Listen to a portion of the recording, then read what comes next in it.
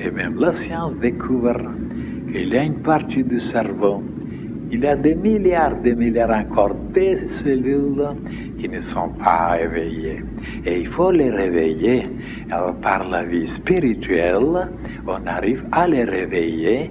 Alors ils ont des possibilités, des qualités, des moyens inouïs, indescriptibles. Voilà la vérité.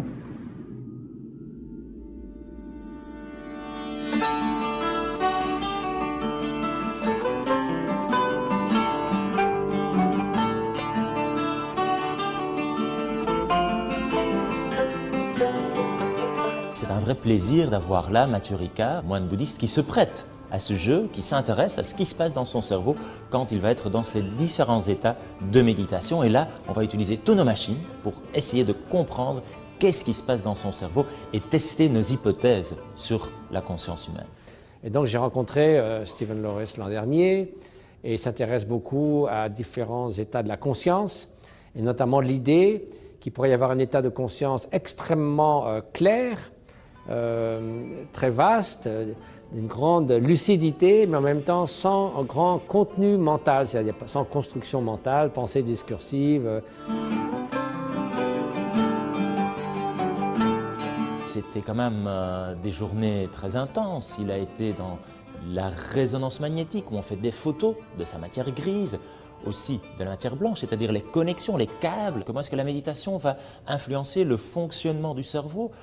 Et puis le cerveau, c'est une machine, on va dire, électrique, donc on va mettre des capteurs, plus de 250, et à nouveau voir qu'est-ce qui change en ce qui concerne l'activité électrique quand il fait la méditation.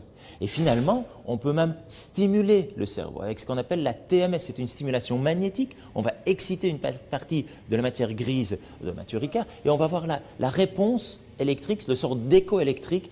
Et la complexité de ce signal nous permet à nouveau de tester nos hypothèses, les différentes théories qu'on a sur la conscience.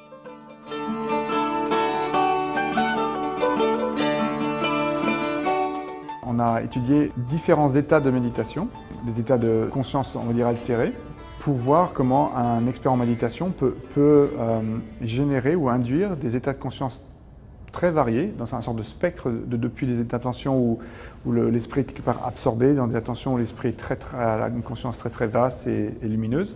Et on va essayer d'utiliser ça comme un modèle pour cartographier toute une famille d'états de conscience.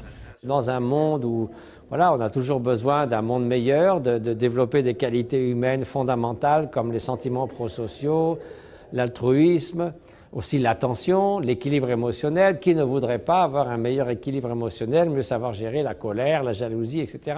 et avoir davantage de bien-être ou de paix intérieure. Je pense que si on peut convaincre que ça a aussi une valeur scientifique, souvent les gens à notre époque se disent « Ah, la science montre qu'effectivement ça marche ». Donc ce n'est pas encore une fois pour avoir un agenda de prouver la validité de la méditation, mais ça peut ouvrir l'esprit à des personnes qui autrement n'auraient jamais eu la moindre idée de tourner leur esprit vers cela. Les premières analyses déjà sont pour nous fascinantes. Il y a clairement quelque chose qui se passe et on a déjà toute une série de tests ou de pistes de réflexion. Mais c'est clair que cette petite armée de chercheurs de notre université de Liège vont encore regarder ces données. Et donc voilà, je suis très heureux de cette expérience et de ce qui va encore sortir dans le temps à venir.